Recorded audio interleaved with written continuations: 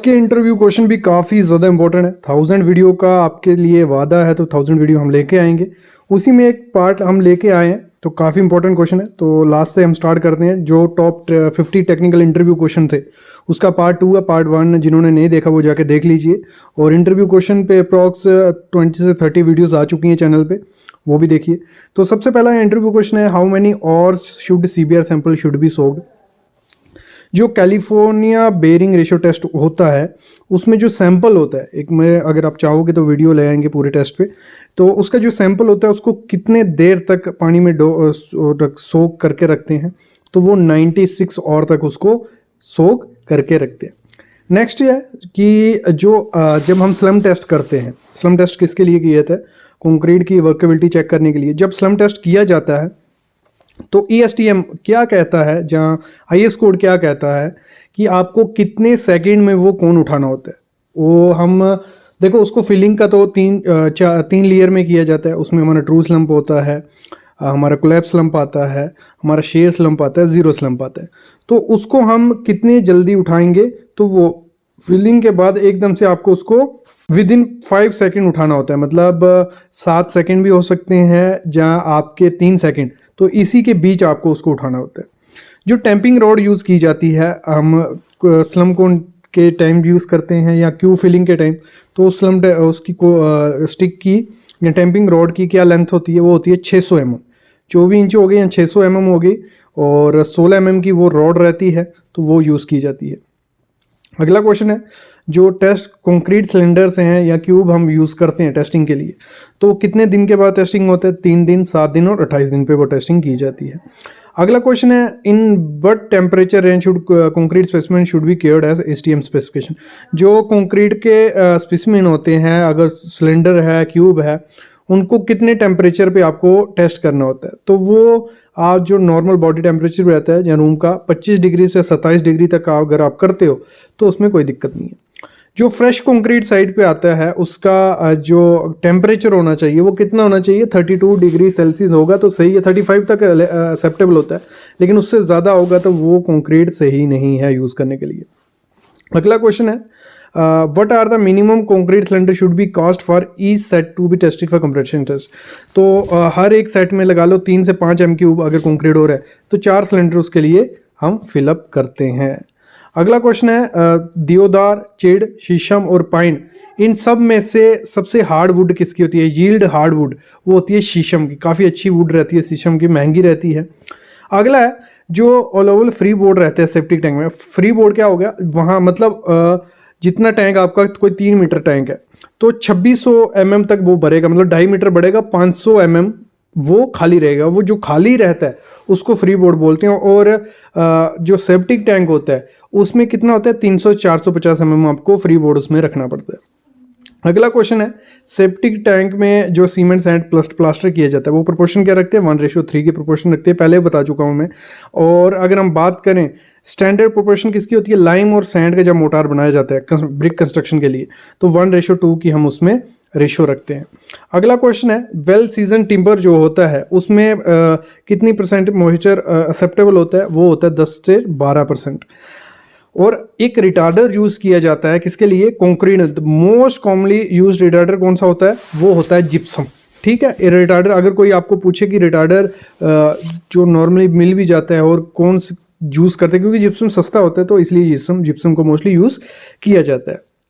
अगला क्वेश्चन है, main constituent of cement which is responsible of initial setting time किस पे डिपेंड होता है, जो ट्राई कैल्शियम एल्यूमिनेट होता है उस पे डिपेंड होता है। अगर वो ज़्यादा हुआ तो ज़्यादा हो जाएगा, कम हुआ तो कम उसका इनिशियल सेटिंग टाइम हो जाता है।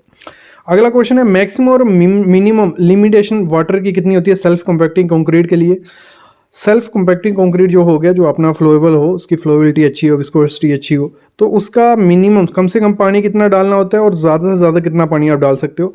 तो अगर हम बात करें, IS कोड 10262 2019 कहता है कि मिनिमम आप 150 mm डालिए और 150 kg पर M³ डालिए, और मैक्सिमम आप कितना डालिए, 210 kg पर M³ मैक्सिमम डालिए।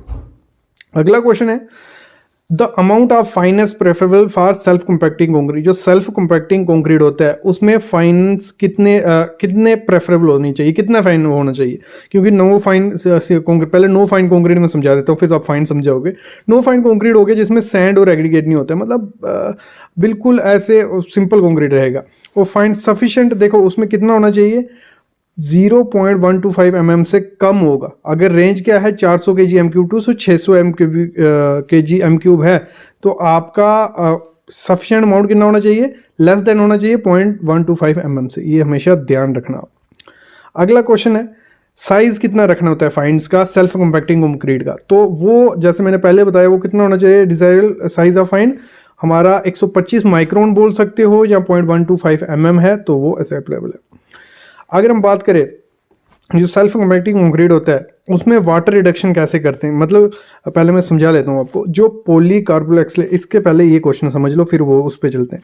Name the plasticiser used for self compacting concrete. Self compacting concrete जो होता है उसमें कौन सा प्लास्टिसाइजर यूज किया जाता है, वो होता है पॉलीकार्बोक्सिलेट ईथर।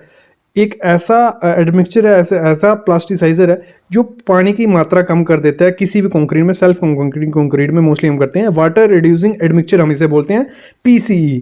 अभी ये क्वेश्चन अगला पूछ रहा है हाउ मच वाटर, मतलब कितना पानी PCE खत्म कर देता है अगर हम PCE यूज करते हैं। देखो 30% तक वो पानी कम कर देता है अगर हम PCE इसमें सेल्फ कम्पैक्टिंग कंक्रीट में यूज़ करते हैं तो 30% पानी हमें कम डालना पड़ता है, क्योंकि अगर पानी हम ज़्यादा डालेंगे सेल्फ कम्पैक्टिंग कंक्रीट में तो उसमें सेग्रीगेशन के चांसेस काफ़ी ज़्यादा होते हैं। तो उस चीज़ को भी ध्यान रखना होता है, वो विस्कोसिटी भी हमें सेल्फ कम्पैक्टिंग कंक्रीट में बनाई रखनी होती है।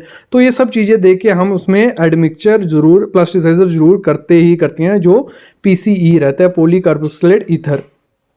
अगला क्वेश्चन है, ये मोस्ट इंपॉर्टेंट क्वेश्चन है, जो ली चैटलियर डिवाइस होता है वो किसके लिए यूज़ किया जाता है, वो साउंड जो सीमेंट की साउंडनेस टेस्ट होता है उसके लिए हम ली चैटलियर डिवाइस यूज़ करते हैं। डेंसिटी ऑफ मटेरियल क्या क्या होती है, ये बहुत इंपॉर्टेंट होती है।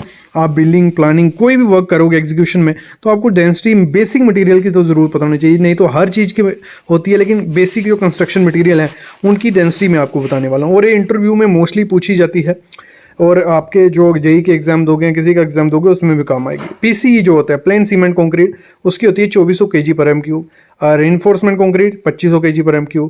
Pre stress cement concrete 2400 kg पर M3।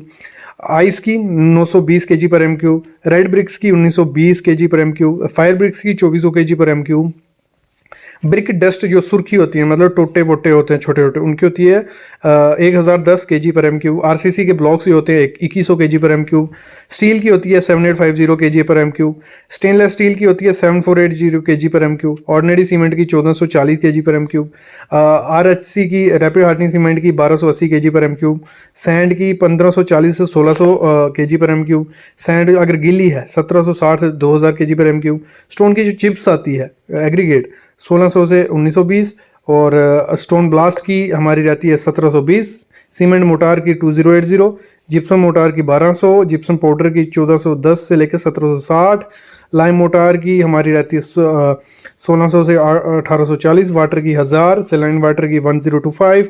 विटामिन की 1040। अर्थ की 1410 से 1840। ऐसे ऐसे सबकी होती है, ये आप पढ़ भी सकते हो, सामने आप देख रही हो, वीडियो पॉज करके नोट भी कर सकते हो, क्योंकि हर चीज़ की अलग अलग होती है। और बेसिकली ये आपको बिल्डिंग में और एग्जीक्यूशन में काफ़ी काम आएगा और इंटरव्यू में तो काम आएगा ही आएगा।